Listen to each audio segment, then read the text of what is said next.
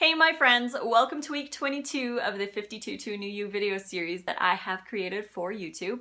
There is a $5 printable PDF version of all 52 weeks in the description below. If you wanted to head on over there and grab that, you're more than welcome to.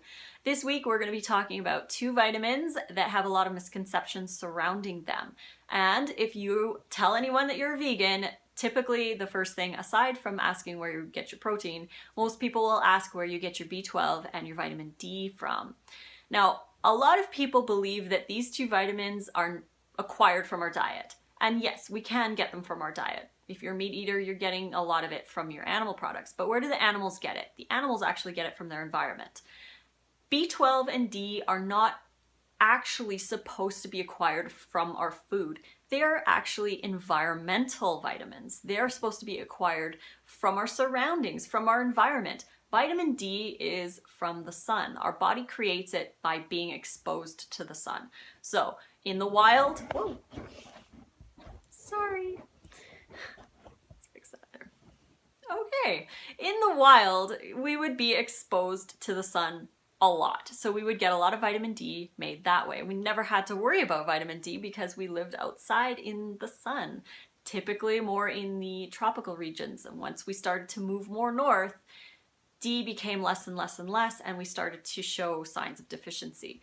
B12 is actually made from a bacteria that blankets the earth. It's in all the wild earth soils, mountain springs, and yes, it ends up in feces. So in the wild, again, before we had toilets, we didn't really care about that kind of stuff. So I know, gross, but that was another thing. We didn't actually need to worry about B12 and D in the wild because we got it from our environments. We were digging in the dirt, we were drinking the mountain spring water, and we were getting that bacteria into our colon, and in turn, they made us B12. Now, a lot of meat eaters can also be deficient in B12. So I've just discovered this, that, oh my gosh, that they are actually pumping factory farmed animals with B12 in their feed because these animals are also deficient in B12.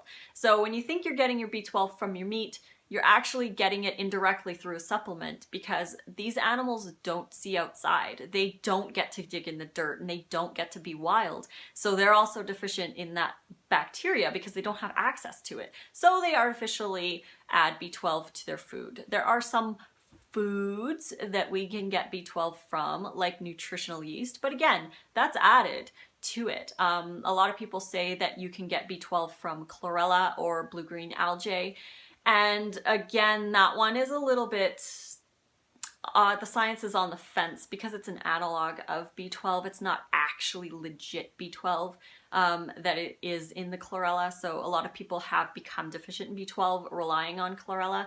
Some don't. You have a 3-year storage of B12 in your body. So a lot of vegans will notice because they don't have access to, or they're not eating the animal products and they don't have access to that bacteria anymore because we live in cities, we live in houses, we like clean bathrooms and clean water.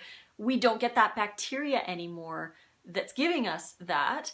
So a lot of vegans, because there's no access to that bacteria, they use up their storage. After about 3 years, they tend to start to notice the B12 symptoms. So it is highly recommended that you go get checked to make sure that your B12 is good. However, again, after 3 years is typically when people start to notice that. So you might want to actually just supplement with B12. And we only need 2,500 micrograms a week. So you can split that up. Maybe every second day you can take some. Again, it's water soluble, so you don't store it per se. You do store some, but the rest is actually just released through your body, so it's not toxic to have a huge amount of it. So yeah, you do want to supplement because we traded living in houses with clean water, like I said. Those are good things. They're okay things. But we traded that for B12 deficiency. So I'm okay taking a supplement because I like to live in my clean house and drink my clean water. And then vitamin D, again, you need to be out in the sun or you need to take vitamin D. I live so high north that I have to take vitamin D because there is no way I'm going outside for 20 minutes to expose my arm, neck, and face to get the recommended amount of vitamin D. You actually make approximately 20,000 IUs of D when you're outside for 15 to 20 minutes. And our body produces that naturally from the sun exposure. So you can take vitamin D for sure, go for it. I highly recommend trying to find a vegan D because most D is made from lanolin, which is from sheep, and we don't want that. So my vitamin D is from a company called Natural Factors. They have a line of vegan products and it's made from sunflowers. So you can grab that, or you can look for another brand too. There's tons of brands out there. For B12, you want to look for a methylcobalamin version, which is the more absorbable version, and even more absorbable is the sublinguals, which you just dissolve under your tongue, so it's absorbed directly into your bloodstream. And even better than that is a spray, so you can just spray it in your mouth and that will be your B12 for the day.